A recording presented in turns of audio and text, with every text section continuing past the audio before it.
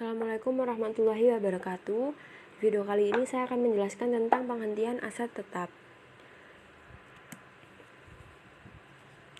Kompetensi dasarnya mengevaluasi pengeluaran untuk pemeliharaan atau pengembangan aset tetap dan penghentian aset tetap, kemudian membuat keputusan pengeluaran untuk pemeliharaan atau pengembangan aset tetap dan penghentian aset tetap.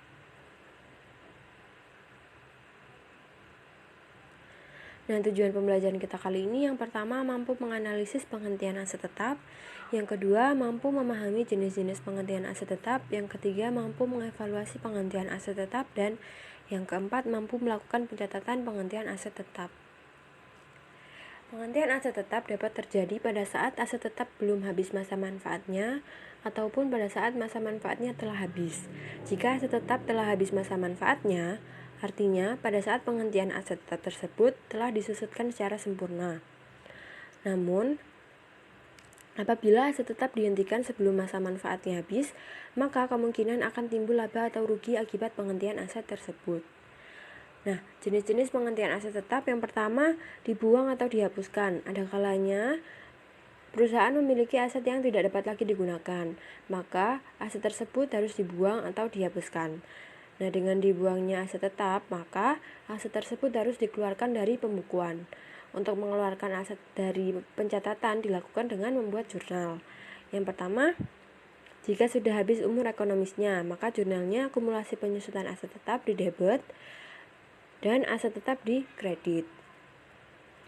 Ketika belum habis masa ekonomisnya atau umur ekonomisnya, maka jurnalnya akumulasi penyusutan aset tetap di debit, rugi karena pembuangan di debit, dan aset tetap di kredit.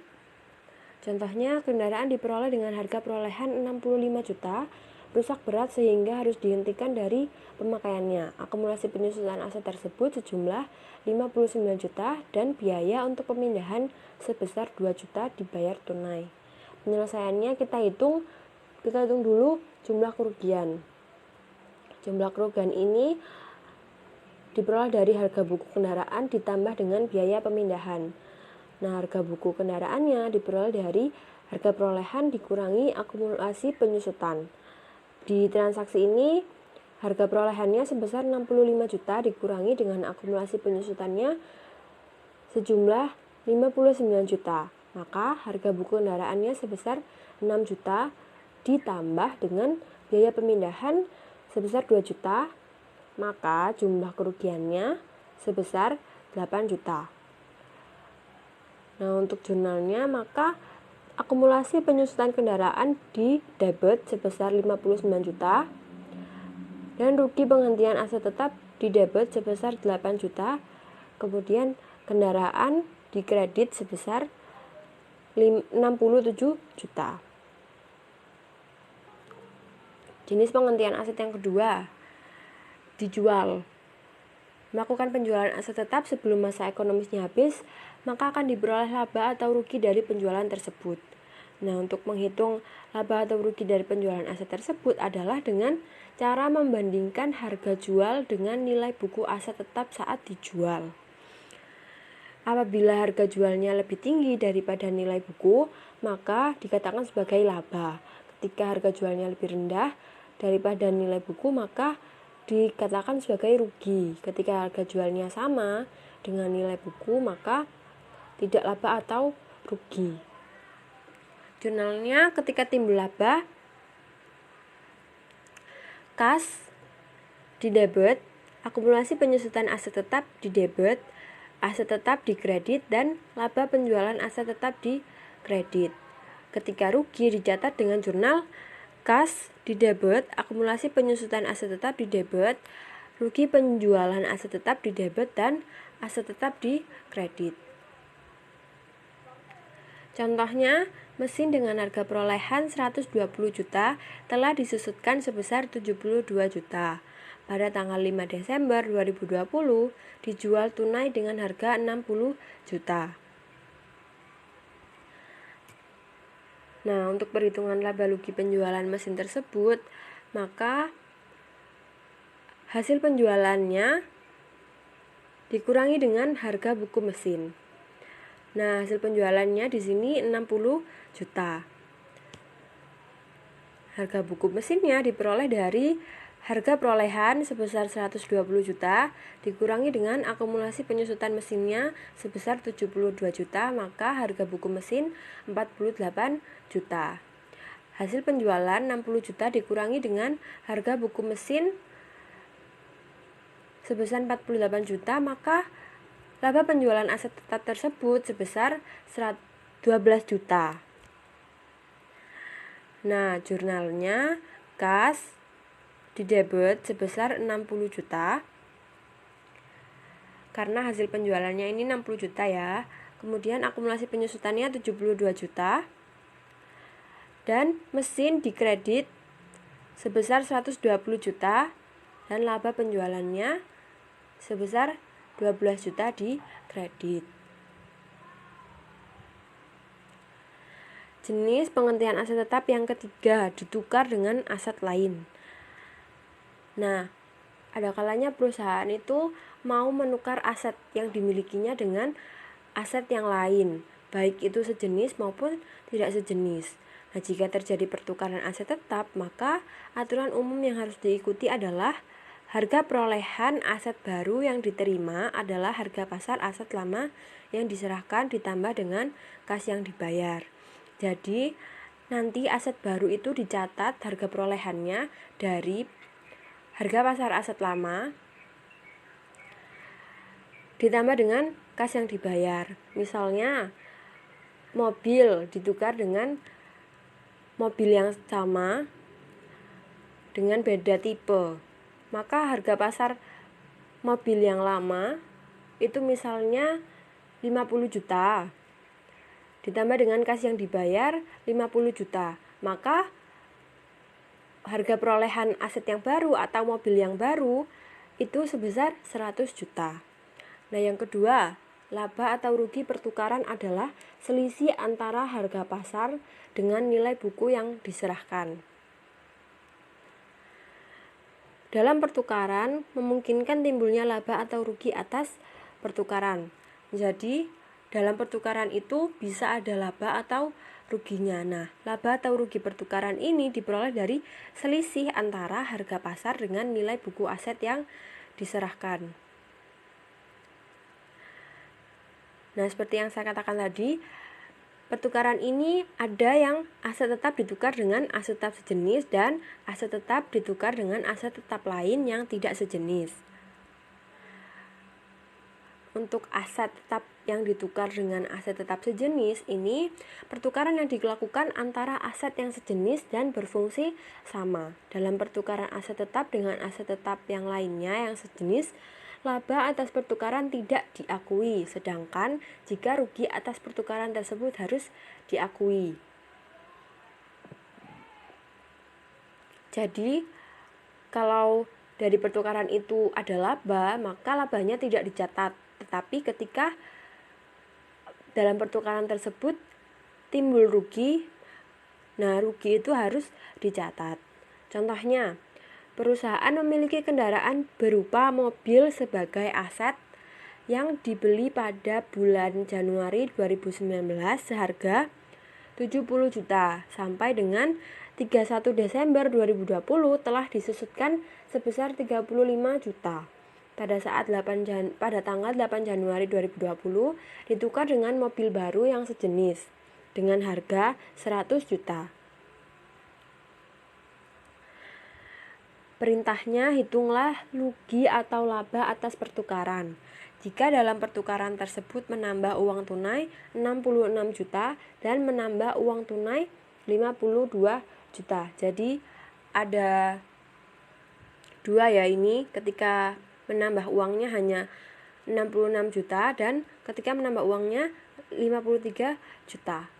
Kemudian perintah yang kedua, buatlah jurnalnya.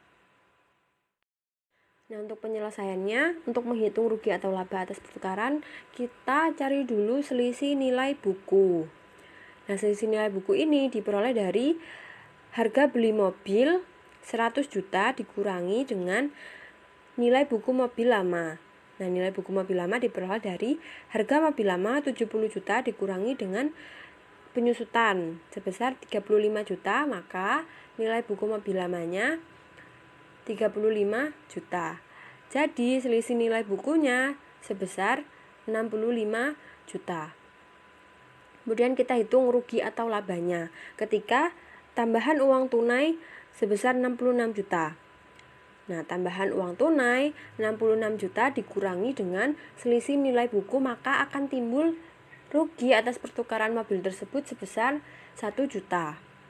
Nah, ketika tambahan uang tunainya sebesar 53 juta, itu dihitung dengan selisih nilai buku 65 juta dikurangi dengan tambahan uang tunai sebesar 53 juta. Maka perusahaan akan mendapat laba atas pertukaran mobil tersebut sebesar 12 juta. Yang kedua ini untuk jurnalnya.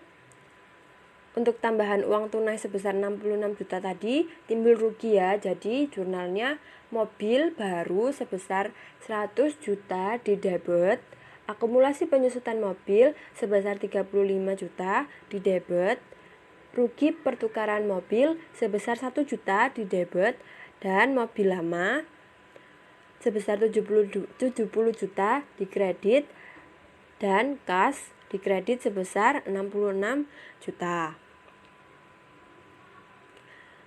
Untuk jurnal ketika timbul laba, maka mobil baru sebesar 88 juta di debit, kemudian akumulasi penyusutan mobil 35 juta di debit, mobil lama 70 juta di kredit, dan kas 53 juta di kredit.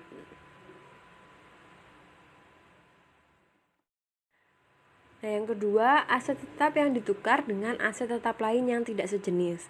Pertukaran aset tetap tidak sejenis adalah pertukaran aset tetap yang memiliki fungsi berbeda. Apabila terjadi laba atau rugi pertukaran harus diakui dan dicatat dalam perhitungan akuntansi. Contohnya, sebuah truk dengan harga perolehan 120 juta telah disusutkan 60 juta dan pada tanggal 5 Januari 2020 ditukar dengan sebidang tanah dengan harga 190 juta.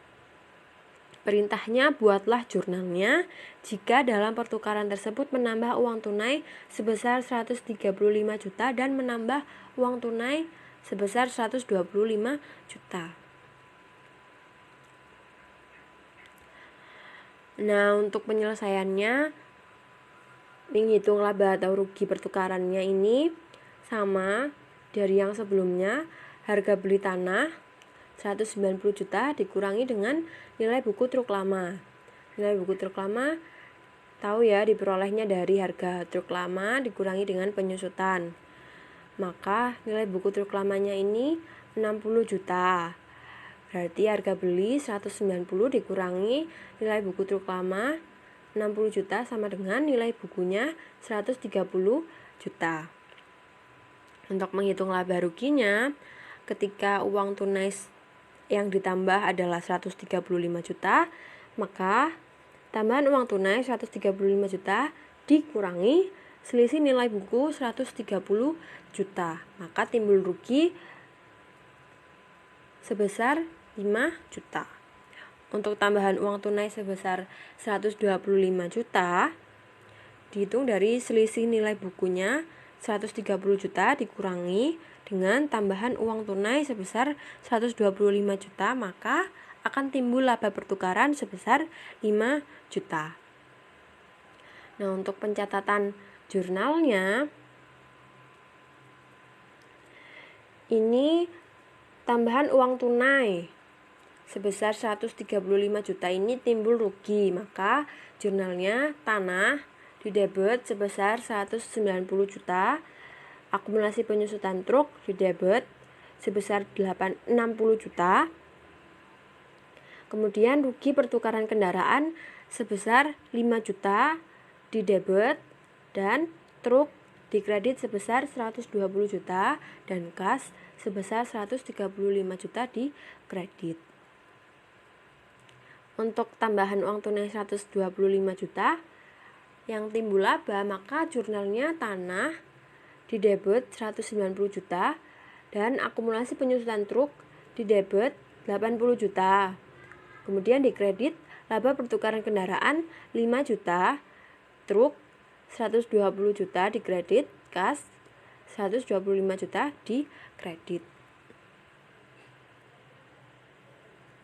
Nah, sekian penjelasan tentang penghentian aset tetap. Wassalamualaikum warahmatullahi wabarakatuh.